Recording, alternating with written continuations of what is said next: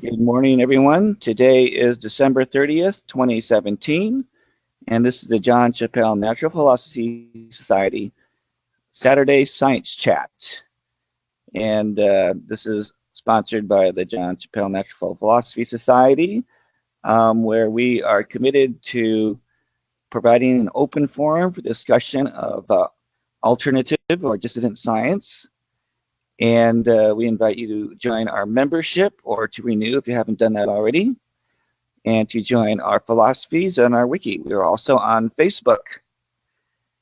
And today we have Alistair Riddick, who is going to be explaining a theory about ether. So I'll let Alistair take it away. But Alistair, why don't you tell us a little bit about yourself before you get into your theory? All right. I only have up until high school physics. I'm not a physicist, not university trained. I went into computers through my computer career. I got exposed to a lot of different concepts and worked on a lot of different projects that brought me into a lot of areas of science and physics. A lot of it was quality control, coordinate measurement, spatial coordinate measuring, concentricity testing, viscosity testing, all sorts of things like that. So I had a lot of exposure to concepts, but I haven't been formally trained. So my ability, my terminology, I may struggle, and I really hope that your guys are patient and tolerant. And if something sounds grossly wrong, double check that it's not just my terminology that's wrong as opposed to the concept itself.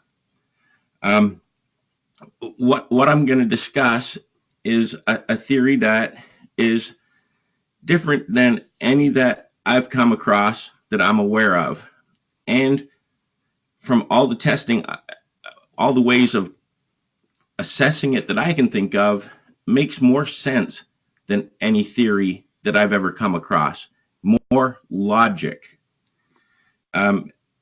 Way back in school, I'm talking primary grades now, I learned about atoms, about how there was, the nucleus of the atom, and then there's something whizzing around it at the speed of light. And I'm like, that doesn't sound very possible. This thing's going at the speed of light, and yet it doesn't go flying off into nowhere. So that sat with me for years and years and years and years. If I don't know how something works, I need to know. I take things apart and put them back together just because I want to know how things work. Or if I see a machine that's doing something and I'm like, how's it doing that? I need to know. I usually ask. I usually find out too. So anyways, this concept of, a nucleus and something held together with a force, the way that the moon is held to the earth with a force, never sat well with me.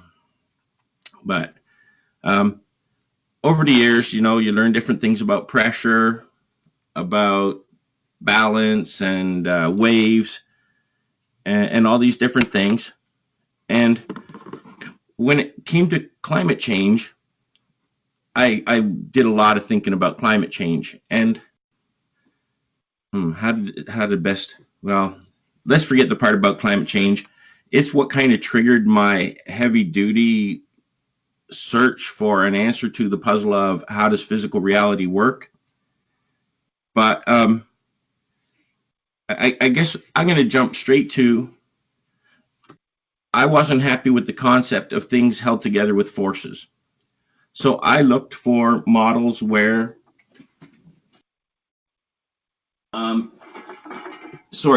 where space would be full. And the most natural thing to imagine space would be full of would be an endless sea of balls in every direction, because a ball is a naturally intuitive shape to have a reality be made out of. But I believe that it got tried by Lesage and Einstein and them. they tried a theory that was balls as far as the eye could see, and they couldn't make it work. And I'll admit that just having balls, a full sea of balls, can't work because there's nothing to transmit the motion in any way other than the direction that it actually collides with another ball. So that left something to be desired. Nothing else really works either. You could try bricks, tetrahedrons, any of the other geometric platonic solids. None of them really work. But that was what was in my head, was what brick could you build a universe out of? Then one day I was looking through this copy of Scientific American, and I came across this shape. Now, this shape has a different reason for existing than the one I see it as, but I see this as the perfect brick to build a universe out of. And I'm going to share my screen so you can, or I'll upload a copy of the file. No, maybe I'll just share my screen and show it to you.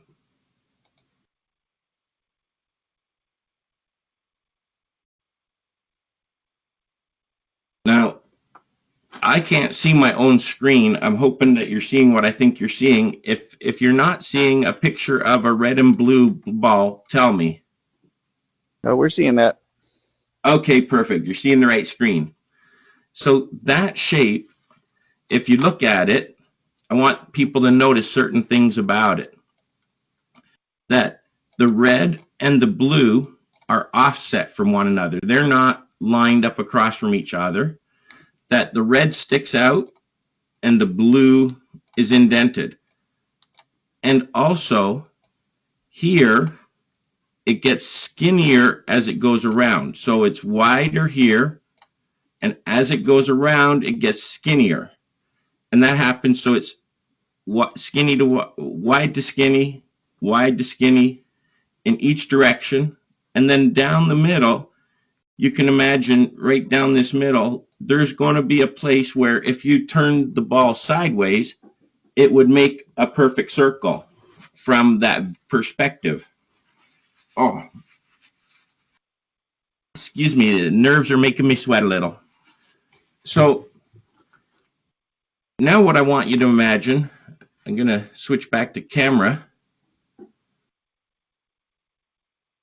How to switch back to camera. Oops. You're actually always on camera, and we can kind of see you, but you're in a small window. Okay. So what you share is a larger window. What I want you to do now is to imagine. Actually, I could just bring up a document that shows it.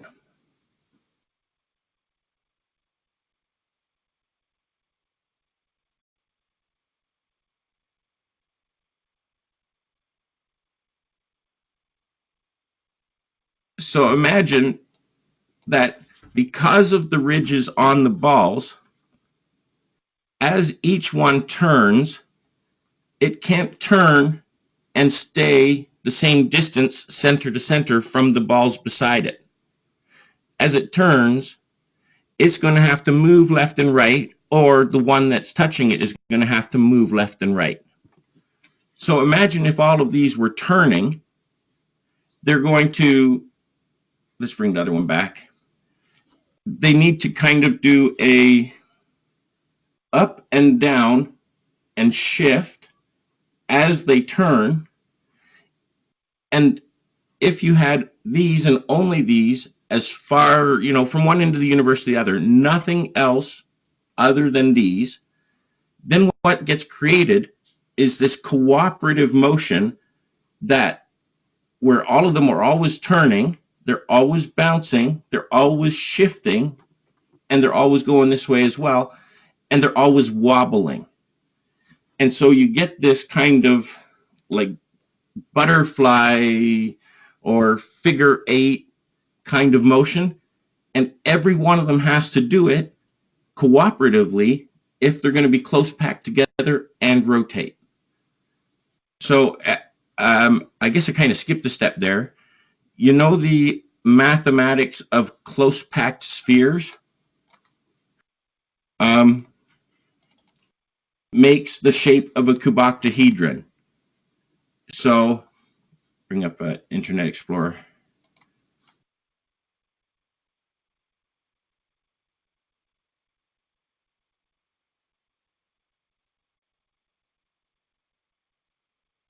When you have spheres, they're packed close together. Every sphere, there's different ways you can do it, but if you make square close packed spheres, that leaves a lot of gap, and if you put pressure on it, you can get a higher density than that. The highest density of close packed spheres you can get is 1 surrounded by 12. When you do that, the shape that you get from center to center to center to center of the 12 that surround the 1 is called a cuboctahedron, a shape that is made out of 14 faces, 12 edges, and 12 vertices. And from each one of those vertices to the center is also an equal distance as each of the edges is. So what you have is this very special 12 by 12 balance. You've got 1 surrounded by 12. They're equal distance apart, and the 12 themselves I hope you guys are following this without me having to kind of really be able to explain it. I'm not a math teacher, just doing my best. But you can see that there's a cuboctahedron is a kind of a special shape in that the number of 12s it has balancing it is the 12, sorry, the vertice to the middles and the 12 to 1.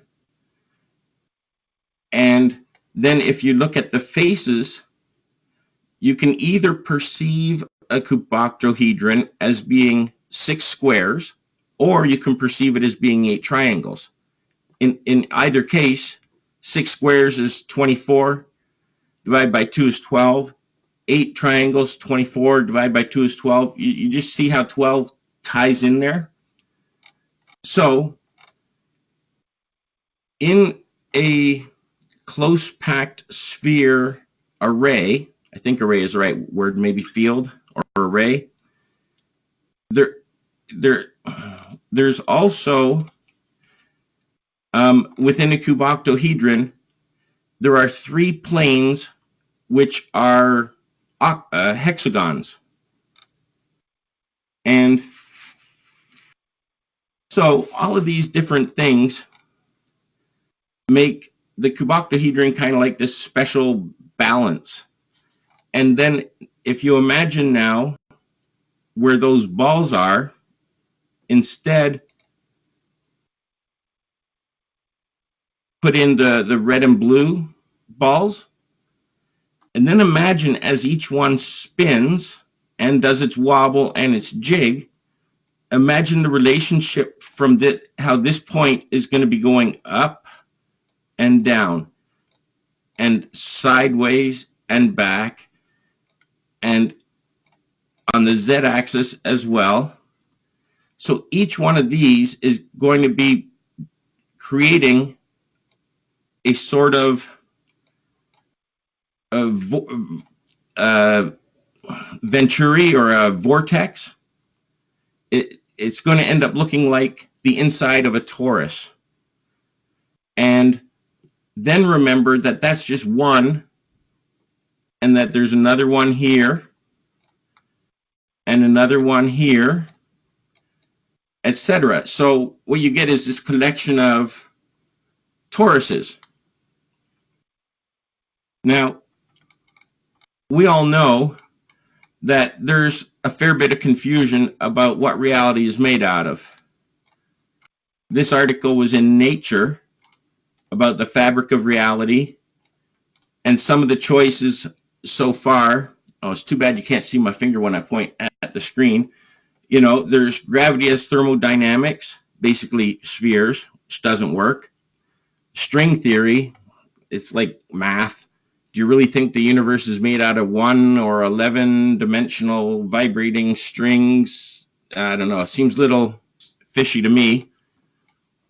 Holography theory, which is basically squares projected from triangle, causal dynamical triangulation. Or this one, causal sag, is pure math. It doesn't even try to give you anything physical. So you see now, from this one, if the universe is made out of close packed spheres, and the close packed spheres are creating little wormholes because of the motion and the shape combined, all of a sudden, all of these things relate. Squares, well, sure, there's squares right there. Triangles, sure, there's triangles right there. So then all these answers become sort of like facets of the right answer. And this is the underlying reason for why that facet looks like it might be an answer. Well, because there are triangles involved, but they're virtual triangles. Or there are squares involved, but they're virtual squares. There are spheres involved, but it's only when you have the average of this shape that it becomes a sphere, not the actual shape itself, but at least you can see where the spheres could be coming from. And then you have the motion. And that would be where you get this wormhole looking kind of concept from. So I really see these as a potential medium maker. But I'm not trying to suggest that reality is made out of the balls directly. It's not like that we're like this giant collection of these and we go boom, boom, boom through more of them. Rather, these are always in rotation and always jostling around, and they create a fabric, a motion that then when pressure waves travel through it, there's always the inverse. The wave always has two sides. Where there's pressure, there's going to be lower pressure and higher pressure. So reality, I'm guessing, is made up out of paired sets of pressure and release of pressure, and it's pressure and release of pressure that orbits each other, making things like atoms, or even the, well, that's what I think everything is made out of. I think that I'm going to call these red blue blur balls, or RBBBs. I don't have a better name yet.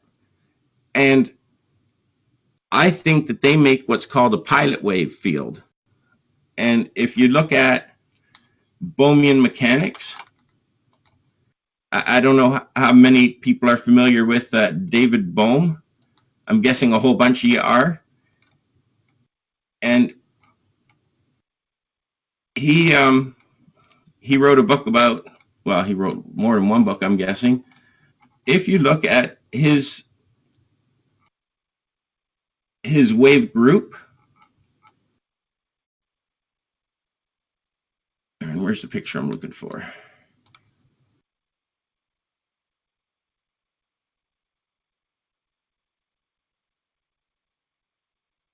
Oh, there it is. Okay, so this was the cover of David Bohm's book. If you were to take this shape here and then pretend it was a balloon, and had a little blow up area here and blow it up, look at what shape you could get.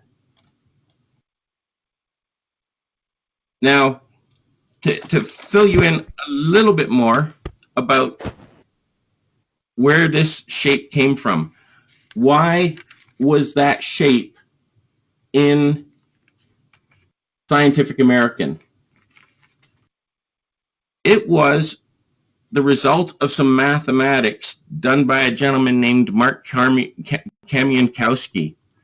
And it was related to analyzing the oscillations of magnetism in the cosmic microwave background. So they looked at the cosmic microwave background and they noticed a pattern of oscillation of magnetism. Some of it was going, well, basically what it boiled down, oh, here it is.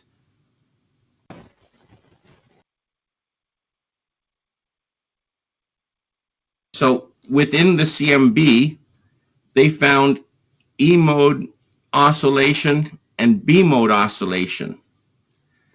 And when you put an E mode wave function and a B mode wave function together, this is the shape that you get. And that's the source mathematics for the shape that I propose makes the root particle of the universe. It is mathematically the merging of an E mode and a B mode wave into a geometric form. I propose that it is a solid, non-divisible root particle. I propose the whole universe is completely filled with them and nothing else, that there don't need to be any charges or forces, only waves of frequency and harmony that can pass through them. And that way, everything becomes logical. There's no such thing as action at distance.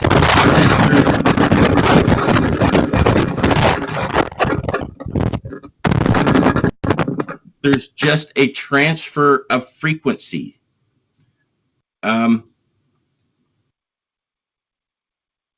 And the fact that it seems to have similarities with the shape of the hydrogen wave functions, for example, you know, if you look at the different atomic wave functions, you see that the most basic ones are B mode and E mode waves. If you look at like an interference pattern for radio communication between two antennas, it looks like this. If you look at the Milky Way from a large distance, you find out it looks like that as well. It's just what I see is that these shapes are prevalent at lots of different scales of existence. And if the universe is made out of a root particle, it makes sense that its properties would manifest at the scales as you scale up the size scales. So that's the basic premise of what I suggest, is that the universe is made out of one thing and one thing only, but there's an infinite number of them, that you don't need to use forces or charges to explain it, that it's all about cooperative motion and the frequency that happens with, and that it's not a case of a direct relationship between, like, it's not that we're made out of these, but rather these exist and we propagate through that field that they make. I don't have mathematical proof for any of this. I've collected some of the related math. You know, I've got the guiding wave equation. I've got the mathematics for how to create the ball. But everything that I've done has been about relating patterns together. And that's the basic premise. Does anybody have any questions or comments? Does anyone have any questions? Floor is open for questions. I mean, one of my questions would be is, excuse me. So your shape is clearly a sphere, but I'm not quite sure why you disregarded the sphere as just a regular standard sphere as being something that the universe could be made out of. If the universe was to be made of only spheres, why would we have shapes other than spheres? Like, where would we get crystals that are hexagonal in nature? We need some kind of charge or force or something at that point. Otherwise, everything would be spherical. Well, how does your blur ball is also a sphere? So I would think that the same logic would apply, that you would say exactly the same thing about your blur ball because it's a close packed sphere. So what's the difference? It's not a sphere though. It's wave deformed. It's got high points and low points. So as it turns, if you imagined it in a fluid, then as it turned, you could see that it would be pushing the fluid around. If you put a sphere in the middle of a in submerged in water and you spin a sphere, nothing's going to happen to the water. But if you put this and you submerge it in the water, and then you spin this, you're going to get a little whirlpool above it and a little whirlpool below it. And that's a big difference. Well, I'm not quite sure. I mean, because in my mind, if we're just talking about space, then a sphere could make up the fabric of space, and we wouldn't be talking about things which are matter, because matter would be something different. But if we're just talking about the fabric of space, it would seem that a sphere would work just fine. I'm trying to tease out as to so why is it your blur balls have these edges, and why is it that that becomes so critically important? Because I'm just not really seeing that this ability to drag the other spheres around with it really adds anything to what we need space to do, which is to be able to be something to transmit forces.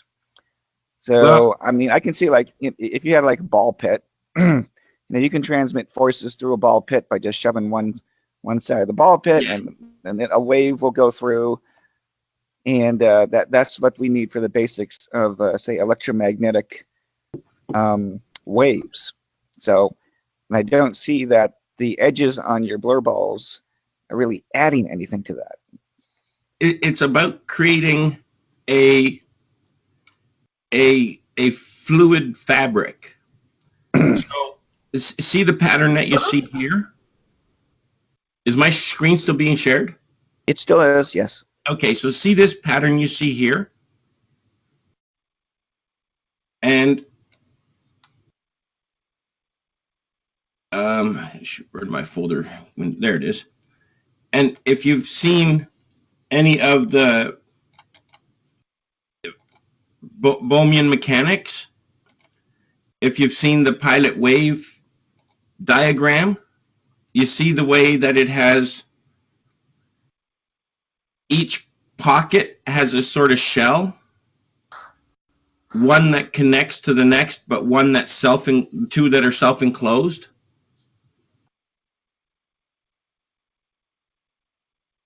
Do you see how from this you can kind of sensibly see how this could emerge? Well, I'm not quite sure what that pilot wave theory picture is showing us. I mean, what is that really? I mean, it's a pretty picture, but what does it mean? Let's do a quick look.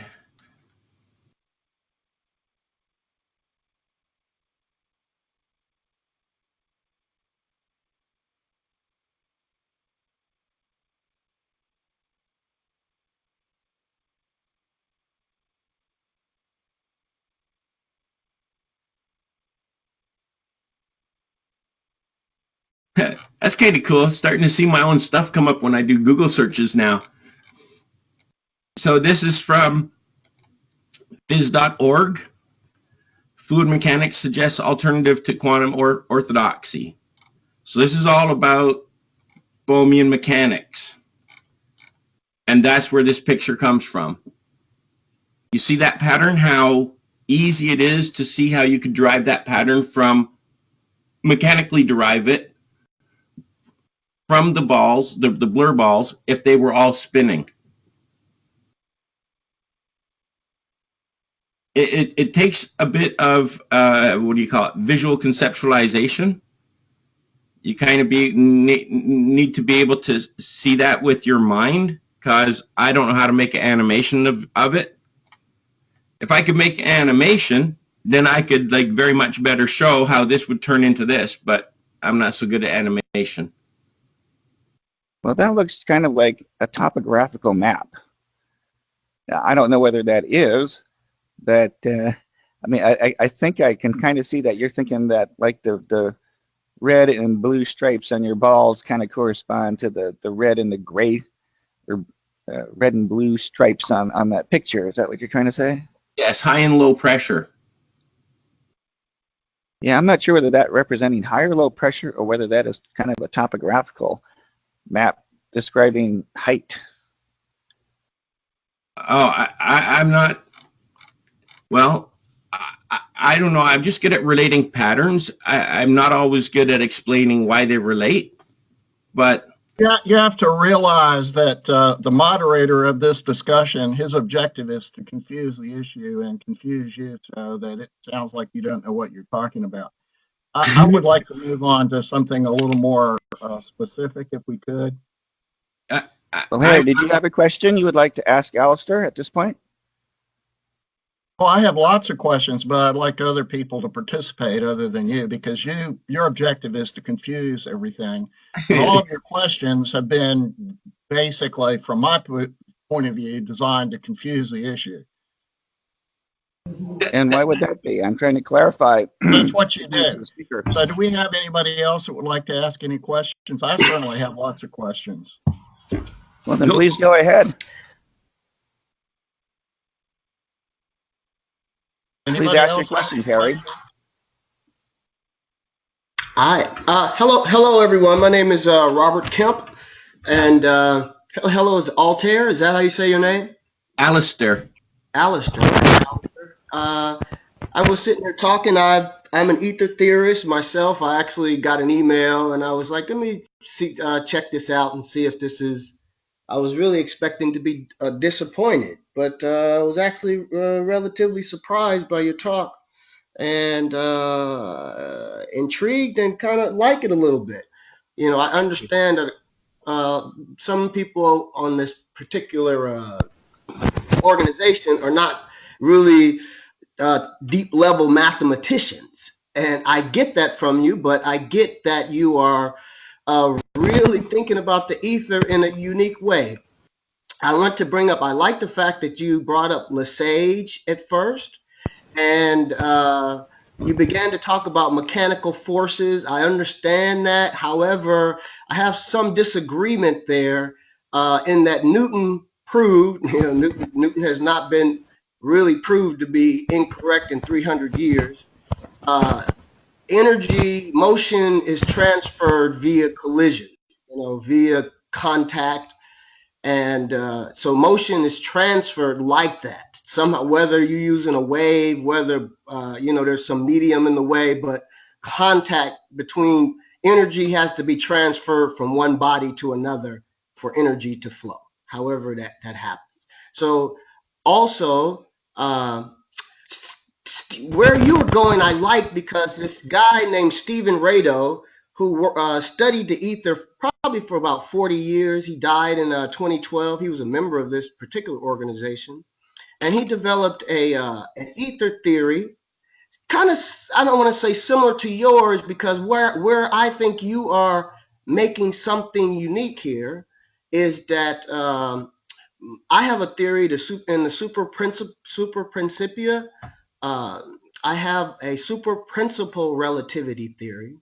And in that theory, I describe the ether, but I describe the ether in its interactions, similar to the way Stephen Rado did, but I have more mathematics tied to the theory than Stephen Rado. But Stephen Rado, similar to you, it sounds like, has the concepts kind of down for what the ether could do to make space. And I like you're bringing something new into the discussion. In our modern world, we're starting to talk about how that forms reality. That's not. It's something that it's there in even Rado's theory and in Kemp's my theory, but it's farther down the line. But in terms of where you're going, I like with this is that neither Rado nor myself and other ether theorists, some of them very rarely describe the ether as a unit. For example, we could describe the electron, we could describe it as a point particle, or you can get further describe the electron as having itself having outer shells, and giving it a form, actually, that's actually starting to be measured in femtoperimetry, measuring wavelengths down to the 10 to the minus, or frequencies down to 10 to the minus 15. They're starting to actually take pictures of the electron and showing this kind of wave pattern around the electron, and which means it has some sort of structure. And that's what I'm trying to get to. You're actually giving structure to an ether unit, for which I never have done, nor has Stephen Rado, in terms of describing what that unit would actually look like, what it could do. However, there's another ether theorist out there. I believe it's David Thompson. I believe it's Dave Thompson. I believe that's his name. And he has a theory. He wrote a book called The Secrets of the Ether, and he's using something similar to what you're doing, in that he's describing the ether unit, secrets of the ether. But what I liked about David Thompson, similar to what you're doing, he got deeper into the mathematics, and he describes that what you're describing with something called the loxodrome. I'm actually putting put a link in here. But a loxodrome, Loxodrome, is a way of describing this spherical nature around, this spiraling nature around the sphere.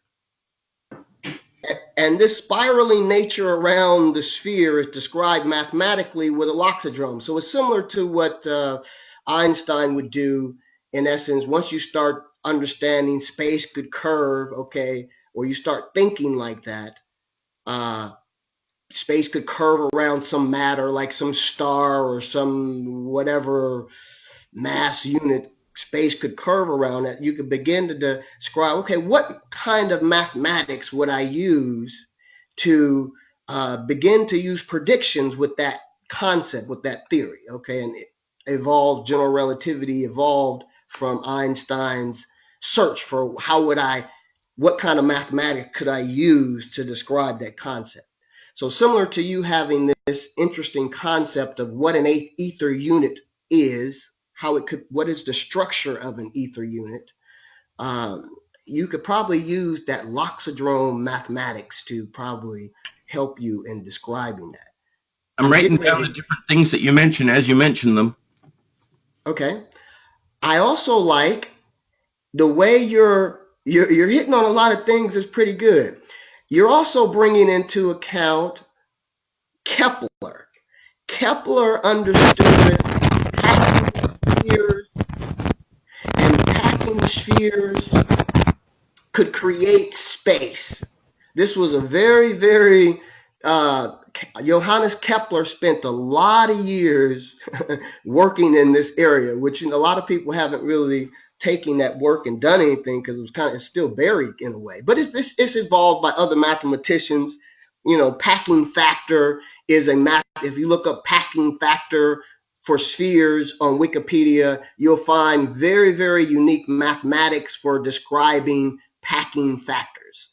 And but what you're doing unique, in my opinion, is you're using packing factors with your structure of an ether unit and saying when that happens, the dynamics of that allows you to create donut vortices, I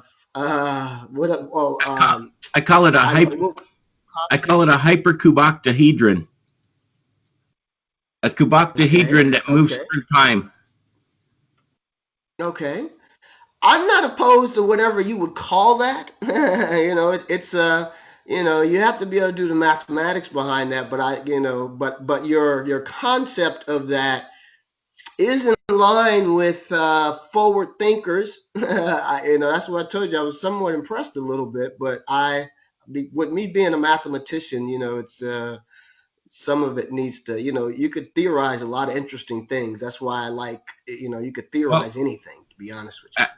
Once I found the cuboctahedron because of the close packed spheres, then I started to notice it in other things. For example, this this one I brought up on the screen is an amplituhedron. It made the news a couple of years ago. This physicist Nima Arkani Hamed said that this one shape manages to incorporate something like 200 Feynman diagrams into it.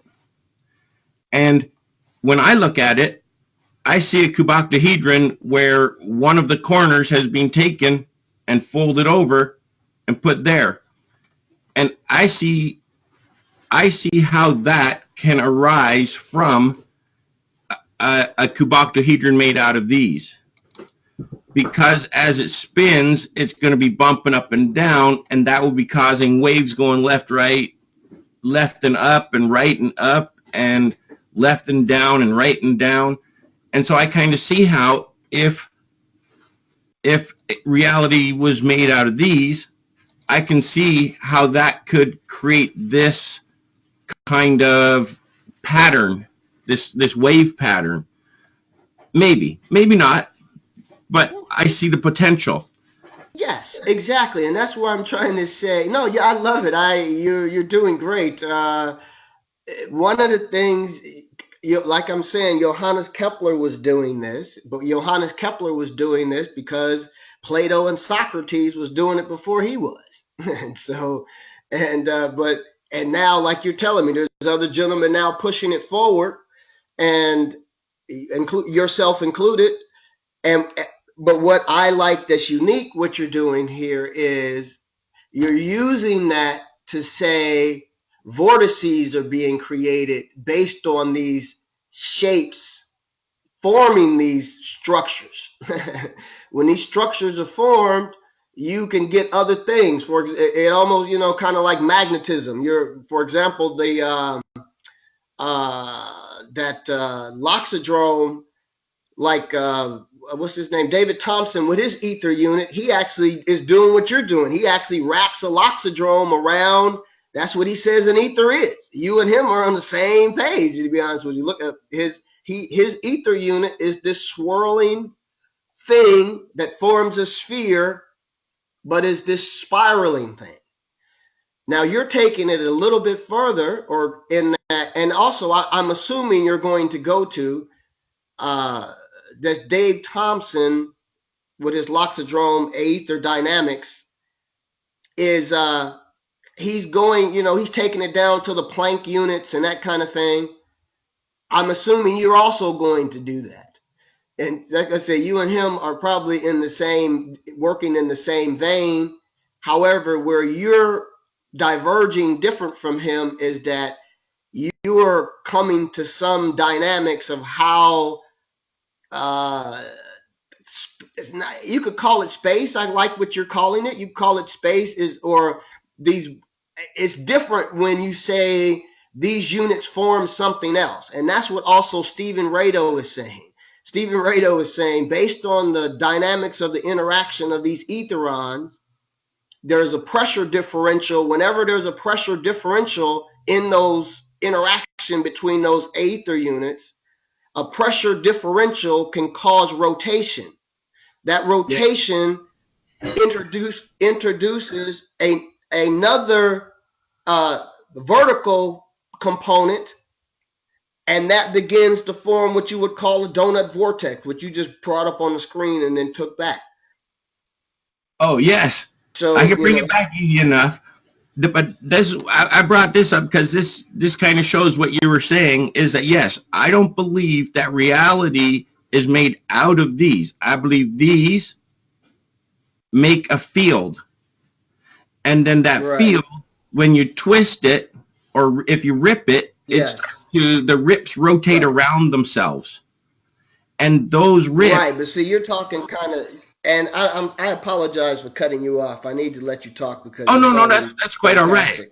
We're sharing the floor. Is 100% fine. And so. Stephen Rado, in my opinion, is doing similar to what you're saying. He uses not in the way you're talking is kind of, you're still developing it. Like I told you, he worked on it for 40 years. Yeah. He created a pressure gradient. So when you're talking, this is happening, he uses the actual physics, mathematics that we're aware of, that what you're calling, that's called a pressure gradient. Mm-hmm. And that's what Einstein is also using his mathematics describe a pressure gradient. Yeah, because I don't see like an atom, I don't see it as being a 0 and a 1. I see it as being a minus half and a plus half. And it's those minus half and plus halves are what are orbiting each other. And they're not things, they are variations. It's like the best way I can say, see, I don't believe that reality is physical. I don't believe that we are physical. People know that at any given time, trillions of neutrinos are flowing through their fingers. But I ask the question, so are the neutrinos flowing through our fingers, or are we flowing through the neutrinos? And I believe that it's the latter, not the former. I don't believe that my finger is a solid thing. I believe that it's a pattern, and the pattern flows. So things are going through it all the time. It just happens that the pattern persists. Or another way of putting it. You're saying that reality is waves. Absolutely, yes. 100% yes. It's like if you imagine a tsunami, and the tsunami, there's an earthquake in Japan, and the tsunami leaves Japan and it goes across the ocean and it slams into America. Then ask, what is the tsunami made out of? Is it made out of water? No, because the water that is in Japan stays in Japan. And the water that crashes into America is not Japanese water. So what is the tsunami made out of? Is it made out of the vibration of the molecules? Well, if you consider the vibration of the molecules, say off the coast of Hawaii, when the tsunami goes through it, they had the vibrations before the tsunami got there, and after the tsunami left, they still had their vibrations. So is the tsunami made out of vibrations? Sort of, but not really, right? So the tsunami is made out of a combination of the molecules and the vibrations, but it's only temporal. It's only momentary. And then the next moment, it's made out of a different molecule and a different vibration, and it's constantly propagating. That's what I would say reality is like, is that it's constantly propagating. It's not ever made out of the same thing twice, constantly flowing through. Yes, we are waves. That's what I would say. And how do you explain persistence? That, the tsunami comes and goes, but the tsunami doesn't like stay like a brick. Because the tsunami is a surface wave. It's got air above it, water below it. It's not immersed, but existence is immersive. So the pattern can stay because it's got pressure on every side of it. It's not the same situation. It's an analogy. It's not a it's not a duplicate of the situation. It's an analogy of the situation, right? I know Ian had his flag up. Ian, did you have a question? I did actually, Franklin. The discussion has just been going on and on that it's got me thinking much further. I'll try to revert to my original question. Thanks very much. You've given, Alistair, some sort of intuitive reasons why this sort of model might be attractive. I mean, the whole question of packing optimization and cubatohedron form and that sort of thing. But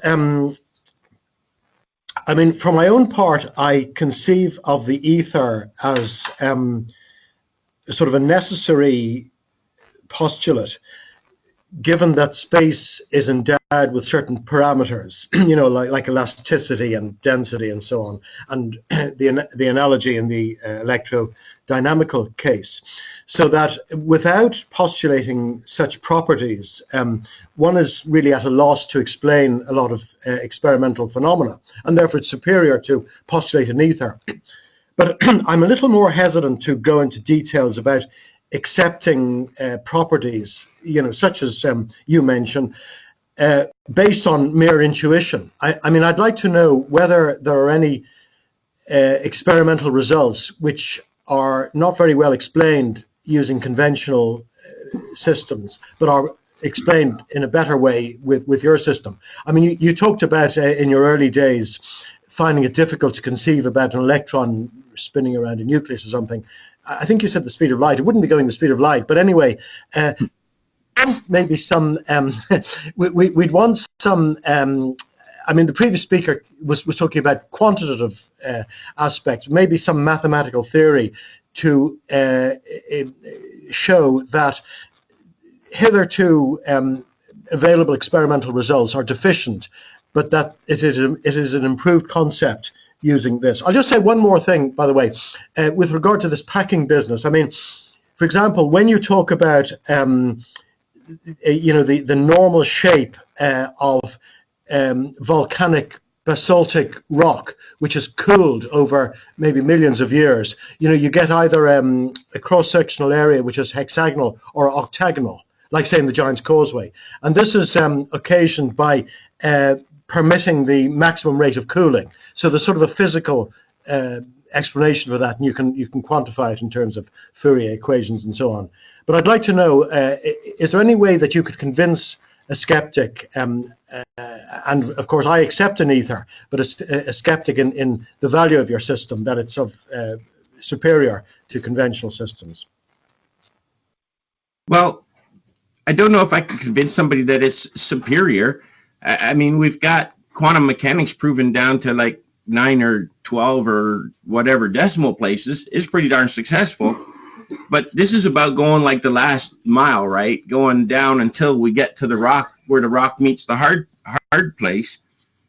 My daughter made me this for Christmas. Now, it doesn't have the actual the ridges. It's just painted on. But if you look at the top and you see the pattern, she did a really good job of transposing what she saw on the page onto this ball. If you look at some pictures of the Aurora Borealis. I'm sorry, but I don't see what you're talking about. Maybe it's not enough lighting. You have to look at his video. He's showing it on the video. Yeah, where the camera. I don't have video here. You don't. Sorry. This is effectively the blue and red ball that you showed earlier. Yes.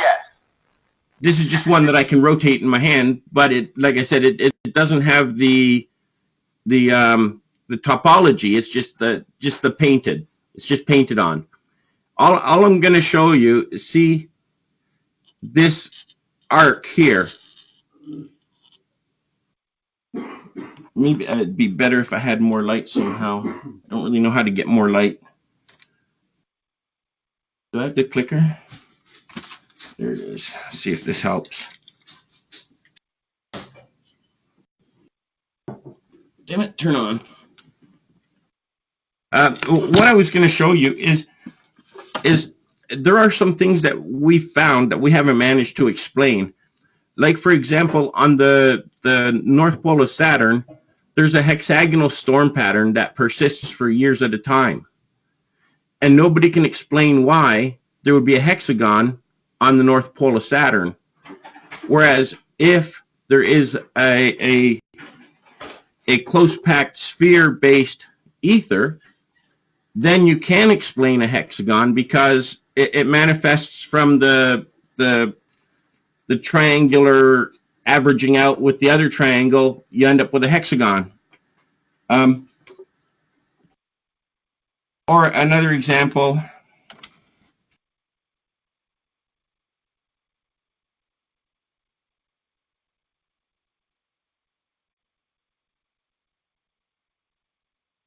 It might not be like really obvious to everybody, but when I see this, I see a relationship.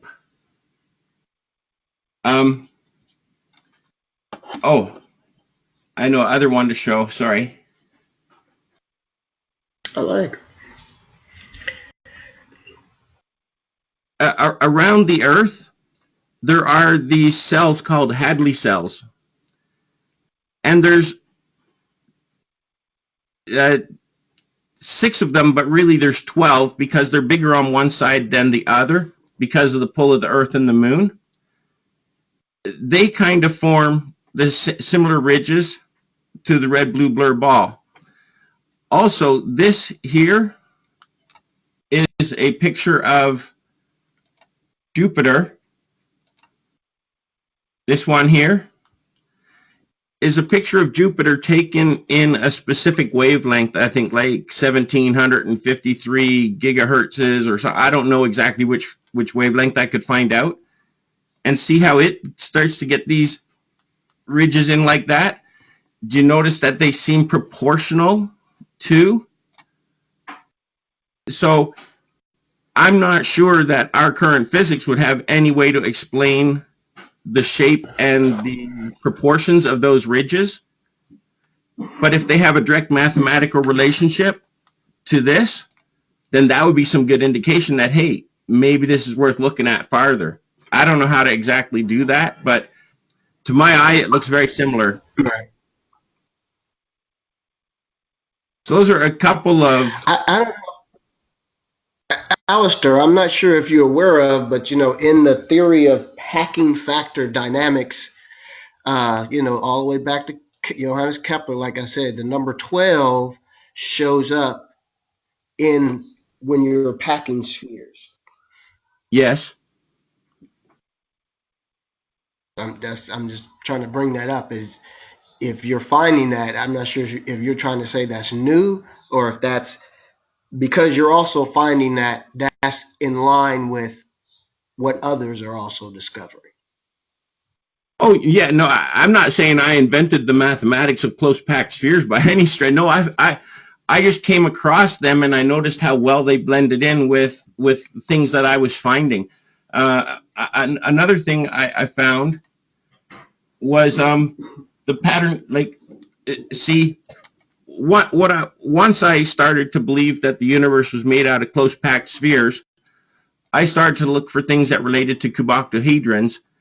And one of the things that I found that relates to cuboctahedrons extremely well is the pattern that snowflakes crystallize into. And I can show you some examples if you just give me a second. Now, as you do that, I want to ask you this question.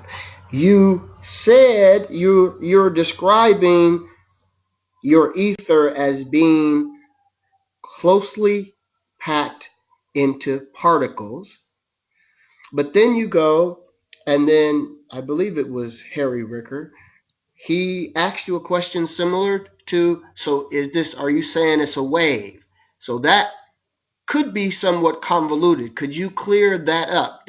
Because that's one of the biggest physics questions that we're all dealing with. This whole particle wave factor, particle wave duality. I'm thinking part.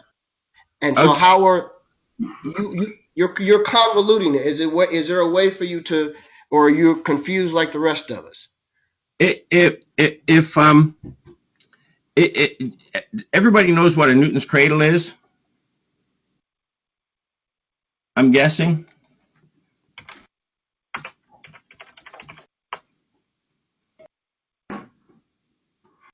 I think, Robert, you hit upon the big fundamental question about what is ether, and that is you start off with the assumption of an ether thing, a particle, ether being a particle, which is kind of implies material. And then in his particular case, he sort of from that created a structure of reality, which is waves. So the particles in the ether are basically objects that allow the waves to exist. And then he's saying, I think that the waves are the ultimate reality that create the reality that we perceive. Does that seem correct? That's my understanding of what you're saying. Yes. So with the Newton's cradle, I hear that. Can you? Okay, go ahead. Can you try to repeat that though, Harry? I heard that. I understood that, but I would love you to be able to repeat that if you could. Well, I think it's the conundrum that you just brought up, which is that you make the hypothesis that there's some kind of ultimate substance, an ether particle. That implies a material thing. But it's the material thing only exists as an hypothesis so that you can create this transmission of wave patterns. See, no, I'm going to cut you. If you mind me, see, there it is, that you created an hypothesis. That means you're saying that these things aren't really the spherical thing that, or rotating, spiraling sphere that he's describing is not a thing when you use the word hypothesis. Well, I think we're talking about I'm talking about methodology. And for me, the way ether theorists work is they make an hypothesis with it. I mean, this has been going on since the early Greeks. They make an hypothesis about what the fundamental substance is, and then try to create reality based on that fundamental hypothesis of a fundamental substance or thing. But your fundamental thing is a wave. His fundamental thing is a sphere based on this discussion. But yeah, that's kind of where the wave particle duality comes in. But the spheroid, which it's a wave deformed sphere, it's almost a sphere, but its entire surface is deformed. There is no part of the surface that is planar perpendicular to the center. It's always either going away from or towards. So yes, it is a sphere, and yes, I propose that it fills reality, but it's always in motion, and the motion has wobble and oscillation and rotation and vibration, and those are what transmit the waves. So the waves are waves of oscillation, vibration. They're not waves of energy, they're waves of variation in the motion. So, sorry, go ahead. Well, I would add what is different from what Harry is saying, what you are kind of saying, and kind of the theory that I have in the super principle theory and Stephen Rado's aetherokinematics and aetherodynamics theory, is that he and I build this universe. This ether is a gas, and the gas, these particles, where I have not described what they look like, but they have some structure. You may be giving them the structure. I know they have some structure, but that is irrelevant to my theory at this time. Not irrelevant, but just like everybody, you can still do the mathematics without describing what that is. And so in the theory, the gas particles, the etherons is what they're called. The etherons are slamming into each other. They're moving around at the speed of light, colliding with each other. Actually, they're doing it at the average speed of the speed of light because the gas has an average speed. So some of them are going faster than the speed of light, some of them are going slower, but the average speed is the speed of light, and they're colliding with each other. And while that gas is going on colliding, that is what I'm describing without there being any vortex or any mass that creates a vortex in there. There's no pressure differential. That's your reality. That's your substance of that's your ether. Let's put a cube or whatever you want to call it. You're packing etherons. So I'm describing that same thing with a gas. You're describing it as a solid. And this was the same thing. So another question I'm going to have to ask you is, because this is one thing that Einstein ran into with his theory. Because when you begin to think of it like a solid like that, then you say, okay, then the universe must be static. And that's why he built his equations early on, which he called a blunder. He had this, the mathematics showed that there was this expanding or inflationary parameter that was in there. But he didn't understand it because he's thinking like you. The universe must be packed. It must be static. So this term must mean something that I'm not really aware of.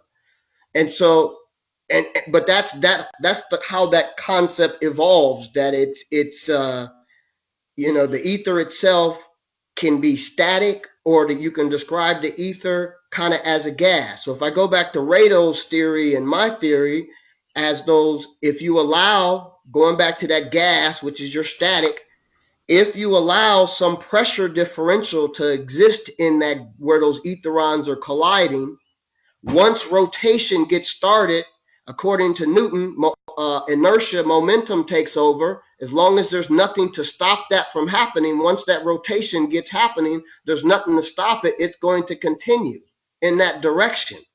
And as it continues in that direction, it forms what we're calling a donut vortex, which is what you're doing with the dodecahedrals when they're on the corners. You're claiming when they have packed enough space, they form at those corners or at those points, they start to form this vortex and then eventually a donut vortex. Yes. So we're thinking very similar. That's why I said I like your theory, but you're going at it from a different point of view. I don't think there's anything wrong with it.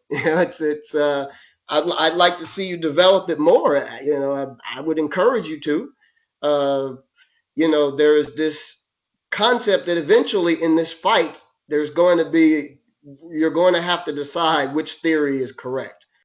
And it hasn't happened yet. And apparently the way you're going and others, it may be another 50 to 100 years before we actually come to the actual conclusion. I'm hoping not that long. Yeah, me too. But when you're throwing these kind of concepts, now you're adding new dimension to it. Now we have to think about reality when when those things are forming. Now maybe that's reality. That's not kind of the way we thought of them as forming things. For example, in Radol's theory and my theory, the gas etherons eventually, when they form these donut vortices, are forming electrons and parts that are included to make a proton, and similar to a neutron.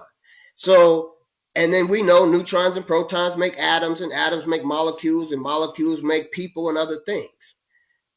So the concept of that ether being able to form a vortex is what we're saying. Things could be formed out of that. They evolve out of that. That's really the theory of Radel, that there's evolution out of the ether into things. Yes. Alistair, Your concept is. How do you explain, for example, what is your conception of what an electron is made out of, your ether particles, and what is a positron made out of, and what makes the difference?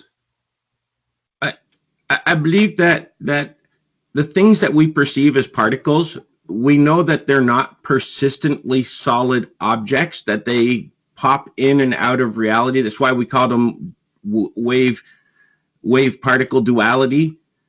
And what I believe that they are is that they're like cavitations that are opening and closing as they propagate through the pilot wave field. So they're not persistent physical objects.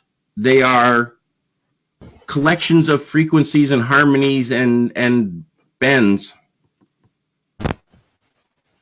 If you've ever seen a slow motion of a gunshot fired underwater, after the trace of the bullet goes through the water, behind it there's this bubble, and the bubble collapses and it expands and collapses and expands.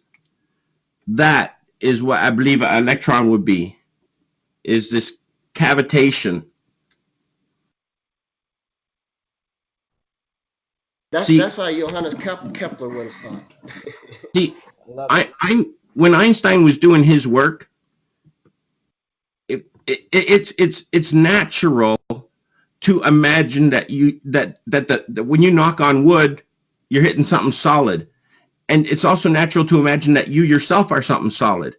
So all of the math at the time of Einstein in the 1900s, all of that was based on the underlying belief that we are solid, that things are solid.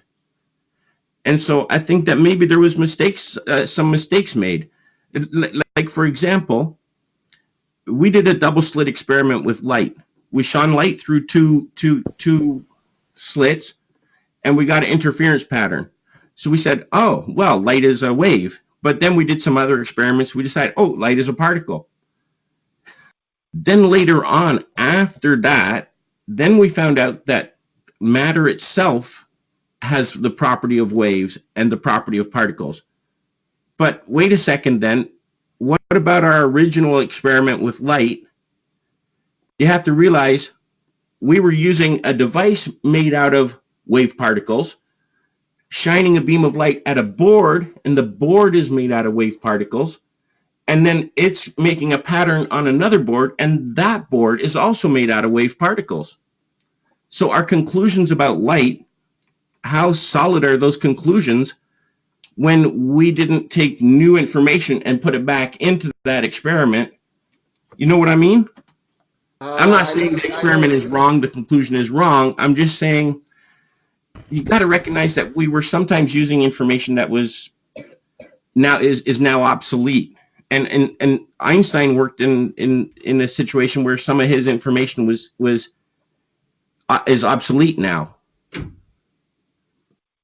I like where you're going with this image, this picture on here, these 3Ds and the reality, but you describing almost, you're probably at the right website, challenging Einstein, but you have to really dig into his mathematics to understand where you're going with that he solved that problem that you're talking about, and they actually gave him a Nobel Prize for solving that problem, not for special relativity, not for general relativity.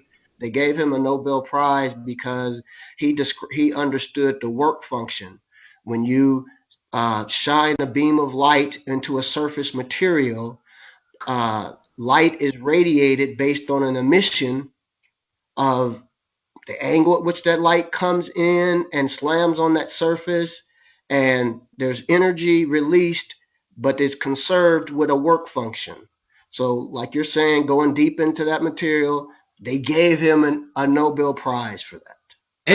And I wasn't meaning to question Einstein in that regard, nor was I meaning to suggest that our conclusions about light were incorrect. I'm just saying sometimes you got to think a little deeper. Or sometimes you got to do more homework and research too before you just start putting out ideas. That too. And yes. That's the thing. Yes.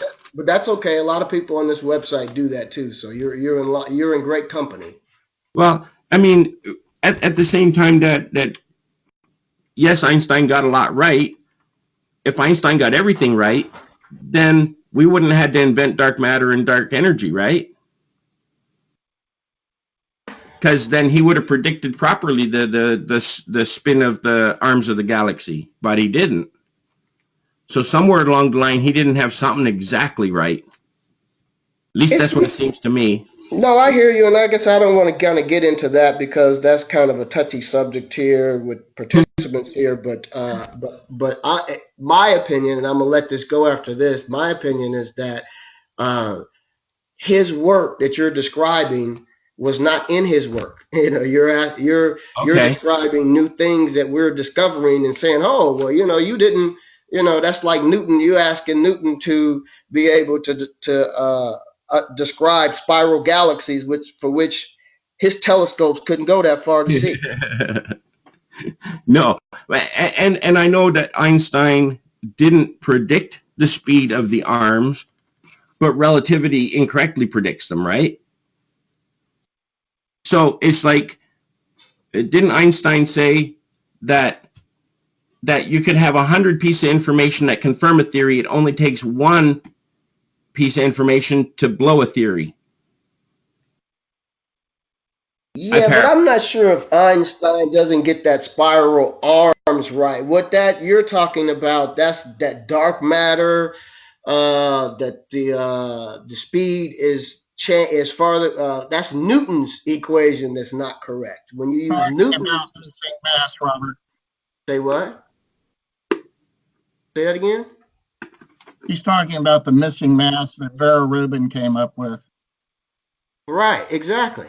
Yes, me too. Yes, exactly. That's I'm not sure if that's Einstein that's wrong in that area. That's Newton who got that because that's that the velocity falls off with 1 over the r, 1 over square root of r, 1 over r. What is that? 1 over r. That a square that's 1 over r, 1 over square root of r. I have to get that right in my head. But R squared. r squared is the squared. acceleration. R squared is the acceleration. The velocity is 1 over r, or 1 over the square root of r. I believe it's 1 over the square root of r. So, but when you do that, that doesn't work. Okay, you're talking about the velocity field. Right. That doesn't work. That's not Einstein that's not working. That's Newton that's not working. It's Newton. I found an article and it says Newton. It violates Newton, not Einstein. I was wrong about that. Sorry, but it was just using it as a point for saying we know that there's something not quite right about our concepts of reality. Otherwise, we wouldn't need dark matter and dark energy, and relativity and quantum mechanics reconcile, but they don't. So we know that we got a problem somewhere. Well, if we didn't have a problem, quantum mechanics would explain gravity. But it doesn't. So we got a problem. There's still more to figure out, right? Right, exactly. So be thankful there's still more work to do. So you don't have to drag Einstein under the bus to do that. No, I wasn't dragging him under. I got some questions. I know, Robert. I know your position, Robert, but I have a question here at this point, if I might ask it. Alistair, do you have some kind of a idea about how electromagnetic waves are transmitted within your ether concept? Basically, ether theory, what some of the books sort of say that it was Descartes and Leibniz. The ether theory sort of goes back, to the Greeks. But Maxwell basically developed his electromagnetic theory based on a hypothesis about the ether. And I don't know if you've done any work on that or not, but Maxwell had a very crude ether concept. And from that ether concept, he tried to explain electricity and magnetism. And from that developed Maxwell's equations and the electromagnetic theory of light. Have you done any attempts to say how electricity and magnetism work based on your theory? That would be a practical application. That's my point. I haven't. I kind of see where magnetism comes from. It's like I don't know how to get it on paper or describe it, but I can see it in my mind. but not so much electricity, because I hadn't paid that much attention to Maxwell in terms of, I thought he was like more physical, less theoretical. So maybe he's done some work that I wasn't aware of. When I came across Bohmian mechanics, I really liked it. I see the patterns that he sees, and I see how they tie in with the way I think. The same thing with like Dirac. Dirac does this. Well, Right, like direct, like I can direct, exactly. I can see where the Yes, like direct. cuboctahedron matches Dirac's equations. The Yep, problem here's the yep. problem, Esther. Here's the problem from my perspective. From my perspective, it's like you're jumping into quantum mechanics and you've sort of skipped over classical electromagnetism, which really is more of a foundational theory than quantum mechanics, because quantum mechanics supposedly would sort of follow on from classical electricity and magnetism. So as a simple problem, as a simple starting point, my view would be you'd have to sort of explain electricity and magnetism as a first step in your theory, and then you could move on to quantum mechanics. You've sort of gone to the deeper part first without really explaining the easier Right. stuff. You see what I'm driving at? That's true. And That's true. I I'm really agree. sorry about that, but you got to realize I didn't do this on purpose. I didn't sit down one day and go, I'm going to try and figure out how reality works. No, I was researching I was researching climate change, and I was trying to get my head around the pressure, how the atmosphere is kept out from the Earth, but yet, doesn't fly off and go into space behind us. It travels with us. And I had in my head, the push of pressure, the pull of gravity, the rotation. And I read a couple of books about climbing Mount Everest, and this guy is, 20,000 feet up, and he's getting like a sunburn on his back and on his sunburn on his front with his shirt off, and his back is freezing because it's in the shade.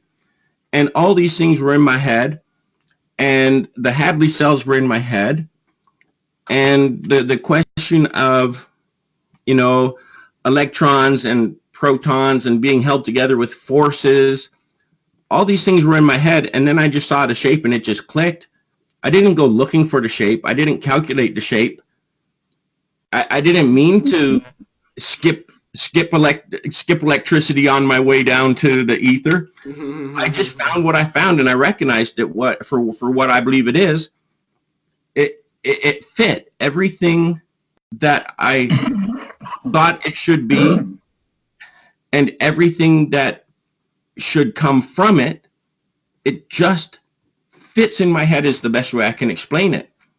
Well, then Now, how Alistair, would you if you read explain that that book, proton is attracted to the electron? How does that fit into your ether theory? I mean, that is a fundamental thing that we observe. So how do you explain that? Like two halves of a whirlpool. Like, have you seen the kind of low resolution the low resolution film, or low resolution image of the cosmic microwave background, like this? When you look at this, what I see here, or this one is even better. What I see here is like a spherical toilet bowl, and I see like as though there's one flusher here, and it's going through there, and you're seeing another whirlpool from inside of the whirlpool over here. You see what I mean? yep. Now, that's what I would imagine an atom looks like. It's kind of like this. And one of these is a proton, and one of these is an electron. And depending on which way you look at it, you're either going to see one is positive and one is negative, or one is negative and one is positive, depending on how you're looking at it, from the inside or from the outside. I don't know how better to put it than that. That their pressures. Now, Alistair, that was a great answer to his question. That is phenomenal. You're a genius. Harry brought up. I loved Harry's question to you regarding electromagnetism, because that is a reality. Those things we measure, those things we calculate, those are not abstract, concepts, or what was the word Harry used? Hypotheticals. We measure electricity and magnetism. So, but what I like, I'm probably not as I'm a little. I like. Sounds like Harry wasn't as impressed with your approach in not considering that, but because you used the person Dirac and other names that you mentioned along his line, that's actually how I see your thinking process. Dirac thought a lot like that. He could get to some of the conclusions you could get to. He didn't have to get down deep into, or not deep, let's say, as Harry would say, he didn't have to go up a level to the electromagnetism.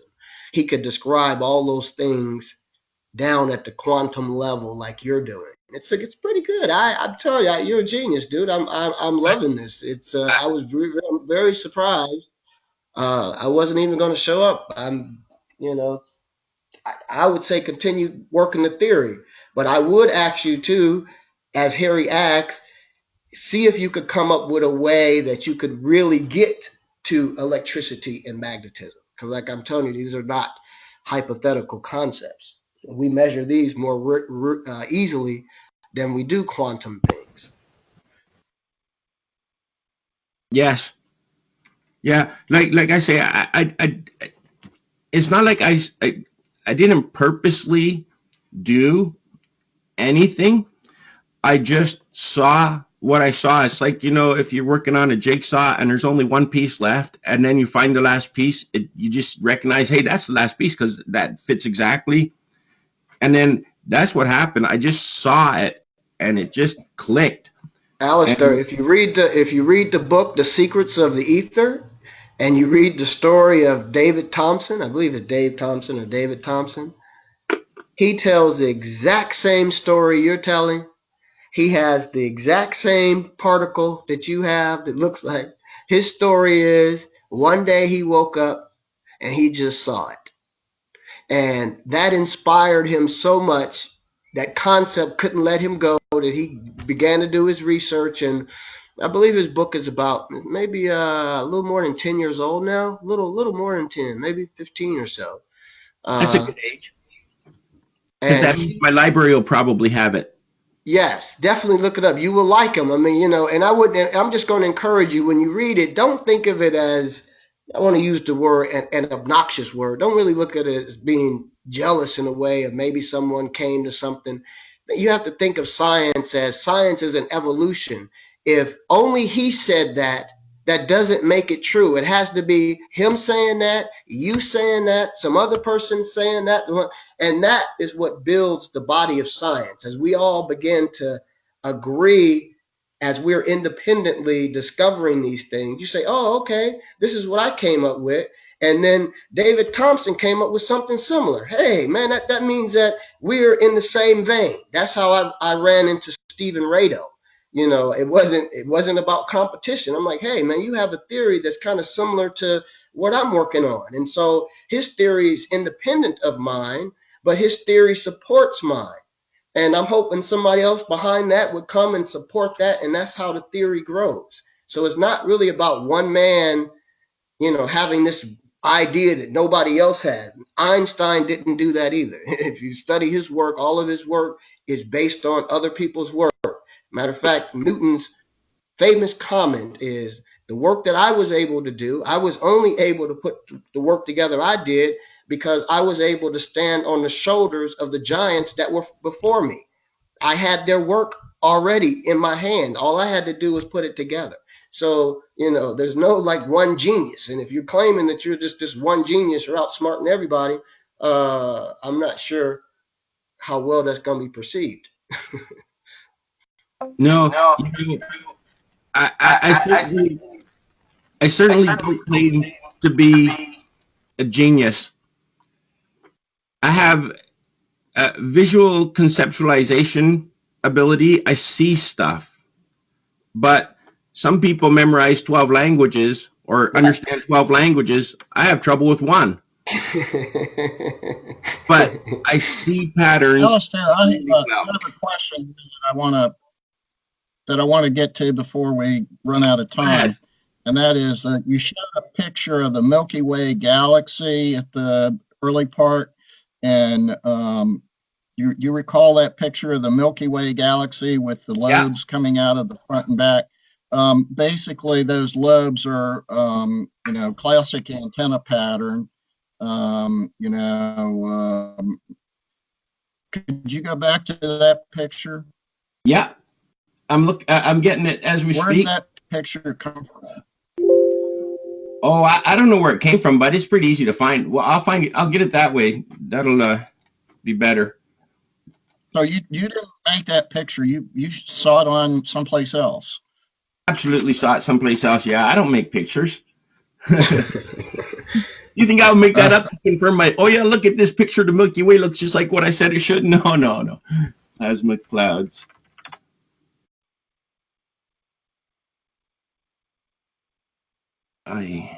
So somebody else came up with that. That goes back to what Robert Kemp was saying. Okay. I was just wondering whether or not you came up with that or whether that was something that you saw that somebody else had done. This one's nice too, because I like the way it's got from the quasars or whatever. It's got these projections. That's beautiful. Yeah, that's it down there. Oh, it said NASA there. I thought it might have come from NASA.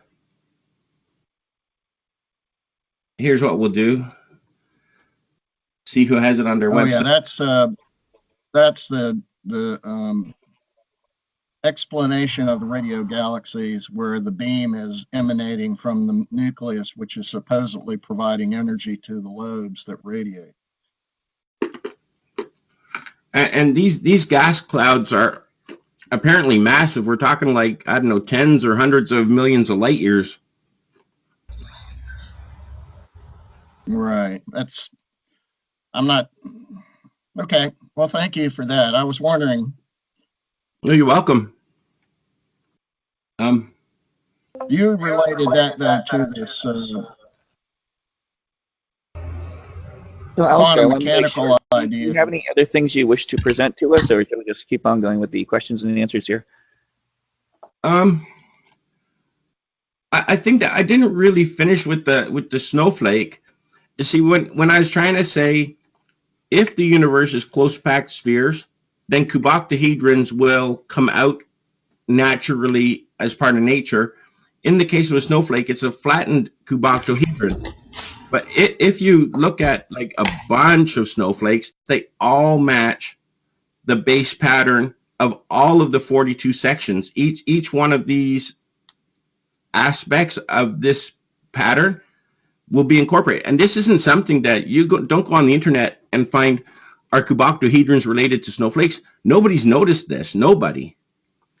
And so then this is, you need to remember that a snowflake is 10 to the power of 20 water crystals.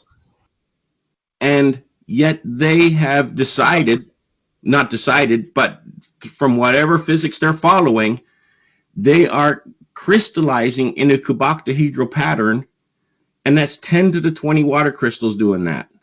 That's a whole lot of coincidental symmetry.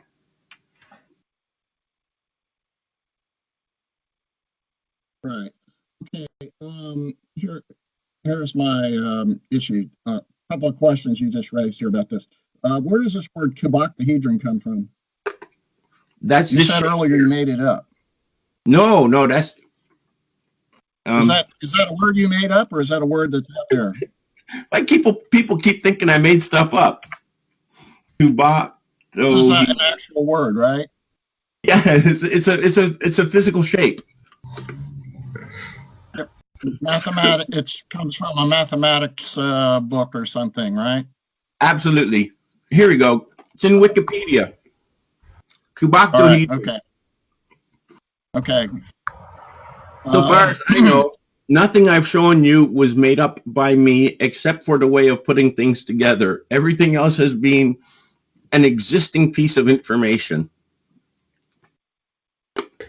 No, but it's the way you put it Are you together. familiar with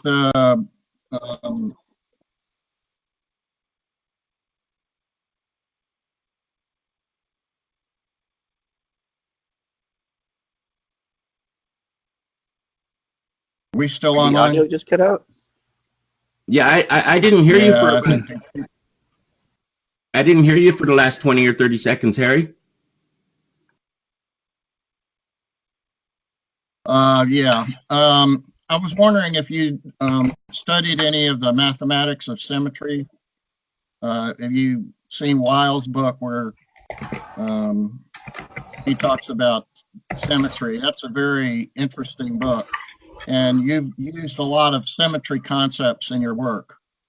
Well, you know, it's a little embarrassing to say, but I observe things a lot, and I'm a little bit OCD, maybe a lot. It depends on who you ask. And some of my hobbies that I've had have included 10-pin alley bowling, where you are trying to visualize where your ball is going to hit. You know, when you throw it 130 feet down an alley, the alley has oil on it, which provides slip. The oil only goes 30 feet down the alley, and then it's not oiled. Your ball has a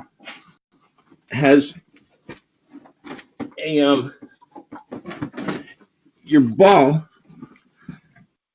has 3 holes drilled in it, and there's a block in here where they drill so that the weight they take out is compensated for with the extra weight. But if you're a good bowler, you can ask to have your holes drilled to one side of the block, because that gives it a little bit of a lopsidedness, so that when you throw it, you have more ability to hook it than curve it. And so when I do things, I tend to get a little involved in them. Another thing that I did was played billiards for a whack of years, where you're colliding balls, you're spinning them, you're watching angles of incidence and refraction, you're jumping, you're transferring the spin, or you're using spin to throw the ball by a millimeter or two to the right because you maybe need to do that or whatever. And then another hobby I had is called lawn bowling. And if you see this ball, it's not exactly round. See, it sticks out slightly more on this side. When you throw this, it's always going to curve that way. If you want it to curve this way, you have to flip it over. Now it's going to curve that way instead, because it has a bias. And these are all things that require you to be able to visualize what's going to happen as a result of your actions. And so, have I studied geometry? Yeah, I did back in high school. But when it comes to spheres that are non-perfectly regular, I have done a lot of visualization. Or when it comes to spin and transfer spin, collision, and all those sorts of things, I've done a lot of inner contemplating.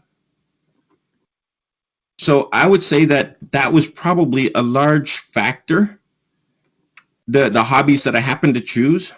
Also, in the line of work I do, I've done some work with the dimensioning of mines, or like mapping out mines, or we did a project where we were testing tires, and we wanted to test how perfectly concentric they were. Or another one was testing the helix of a brake line using a coordinate measuring machine. So I've been subjected to a lot of related topics without necessarily being a student of them. If that helps any understand how it is that I might be so. Am I arrogant to think I might be able to recognize something? Well, maybe I am, able to recognize it. I don't know. I think so. because I see with my mind that way. Could I just make a point, perhaps following somewhat on the discussion earlier? I don't want to be a killjoy, but I'd like to introduce a note of caution here, which I think you'd probably appreciate, and most of the members will as well. You see, most of the members here and the participants in dissident science have formulated their own theories, and they've come, as a sort of a spark of inspiration. And all these people are convinced of their own theories and the veracity of their own theories. And that gives rise actually to frequently to heated email exchanges where one party believes that he's totally correct and the other party believes he's totally wrong and his theory is the correct one and so on. So my note of caution is this, and I'm sure you're aware of this, that in science, as well as sort of congratulating oneself on maybe putting together pieces of a jigsaw and getting a whole and maybe in consonance with what Dirac has done or whatever. Science should also be a process of constantly trying to disprove one's particular view, striving to get evidence to test one's theories to the limit. And, the fact that we sort of think that we've been inspired, I mean, we can all get excited about it and say, oh, you've got the answer. But really, I would encourage you, if I may be so bold, to take, the ideas, the very interesting ideas that you formulated and test them, test our mettle. Try to find arguments which are counter to those. Try to discuss it with people who disagree with your views and find holes in it. Rather than trying to find people who are going to congratulate you all the time and saying, yes, you've been standing on the shoulders of giants like Newton and you've solved the problem and so on. That's my only concern, because I think you've given a very interesting exposition, and you have shown maybe why this sort of concept occurs in many aspects of nature. And that is something that you might actually wish to pursue as well, because the analogy in other forms of nature might give some physical reasons why you're on the right track. But I would also encourage you very, very strongly not to be too easily complimented and to seek criticisms and to test your system out. So if I may be so bold as to introduce those theories, those comments, I'll do so. I don't mind when people criticize it at all, but I haven't found anybody able to criticize with good reason, if you know what I mean. And I mean, trust me, I didn't think of this last week and go, hey, I better tell all my buddies on the CNPS. No, I found. You need to get together with Franklin Hugh. I found this in. Oh, sorry, Harry, go ahead. I said, you and Franklin Hugh need to get together. He's good at. He plays a good devil's advocate. Yeah. I'll take that under advisement. Yeah, but see, this, I found it in May of 2014. So that's almost 4 years ago now. And you're only hearing from me today because I beat myself up more than I imagine anybody ever will. Oh, what's the chance that I found the right answer? No, I couldn't be the right answer. And then I keep finding things. Then I find Dirac's work. Then I found E8 theory, and I see E8 theory has that same cuboctahedral lace in framework. I found Bohmian mechanics. Mm-hmm. I just keep finding things that add to the pile of evidence. Mm-hmm.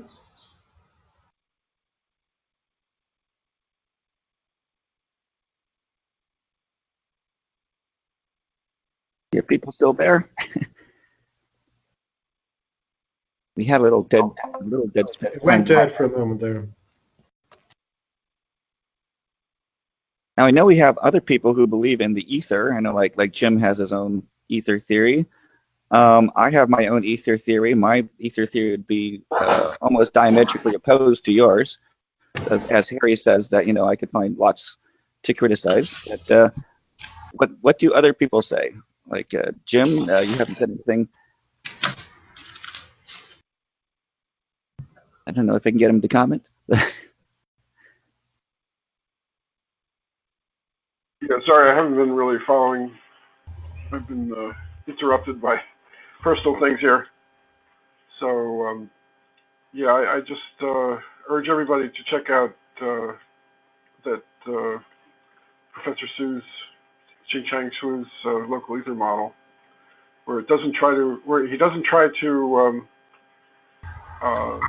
say what the ether is made of or how it works. He just says if we assume a local ether that's tied to the local gravitational potential everywhere, and that the speed of light depends on the strength of the gravitational potential, he derives the equations and shows how they explain special relativity and general relativity phenomenon, and goes on to unite the Schrodinger wave equation and show how that can cause mass to increase if it is moving through the Earth-centered inertial frame inside the Earth-centered inertial frame to explain things like the slowdown of clocks in GPS clocks. So that's my position on ether at the moment. I'm not going to try to push my own. What was the name that you gave, Jim? Sorry? What name did you give? The local ether model. It was developed by a professor of electrical engineering in Taiwan, National University. And you've given a link to this, Jim, in the chat. If you have a look at the chat, you've given a link to it. Yeah. He actually has 25 papers that he wrote that explain various things like the Compton effect and the Barnett experiment, Michelson-Morley, Sagnac. I can give you a share. I've collected his papers into my cloud account, and I can give you a share to that too, if you have any interest in checking it out.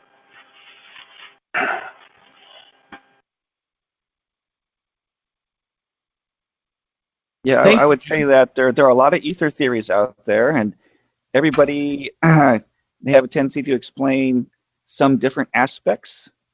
So, like Alistair's is explaining a very detailed aspect of the ether particle, but perhaps doesn't go into like the details of like how the say the electric or magnetic field works, and other theories might try and cover that.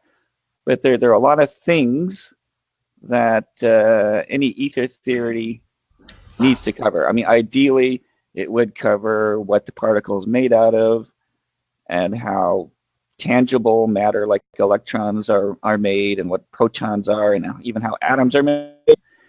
And that's a lot of ground to cover. So,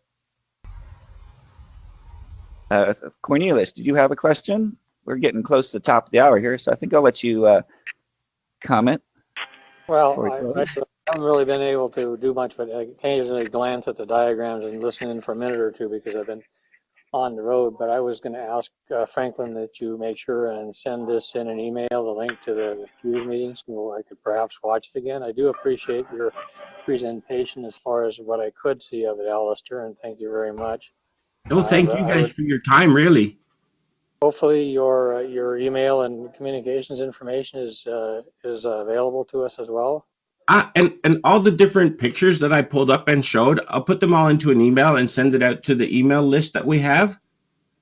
I don't know if everybody who's present today is in our Saturday group email list or not, though. Yeah, I tried putting together a list of most of the people that I knew. So we do have that established. And what I'll do is that there is a recording that comes directly from Fuse, so you don't have to wait for it to show up on YouTube. which tends to be a little bit random. So I'll share that out so that you can go ahead and review this presentation before it gets on YouTube. Yeah, that would be great. I do appreciate your vision. If you want to get on our little email list for our Saturday Science Chat, just make sure to send me an email so I know what your email is. I know there's a couple people here that I don't recognize, like Michael. I don't think I have email for Mitch or J3. So if you send me your email, then I can send you out the links to the recordings to this meeting. And if anybody remembers the things that they've mentioned, I got the name Stephen Ratto and Dave Thompson, and I got local ether model, but I didn't manage to catch the name. The audio wasn't good, so I'm not sure who the local ether model is made by. But so if I send out an email that shows all my stuff, then if any of you remember what you commented and then want to email it back, I'll or I could try and get it from the recording. But because I really like to look up and see the different things that people thought of, will help me out to learn more, So if anybody comment back on my email with what it was that you had said, that would be fantastic. I really appreciate you guys' patience and tolerance. You were really great. Yeah, I would encourage that. Because definitely I have Alistair on this list, and if you had some comments, definitely I could make some comments, which might be relevant, and just keep the conversation going, because I think that's how we learn. That everybody has to bring in something different, and really the best way we learn is by iron sharpening iron, which means that the critical comments are more important than the complimentary ones, because those are the ones that get us to think, and perhaps change our thinking or to sharpen our arguments. But I believe, though, we have reached the top of the hour for our discussion today, and we have had Alistair Riddick today. Let me see if I can share my... Thank you very much, guys. So we've had Alistair. There I have his email address. If you want to have any questions to him directly, you can email him at alistair.riddick@gmail.com.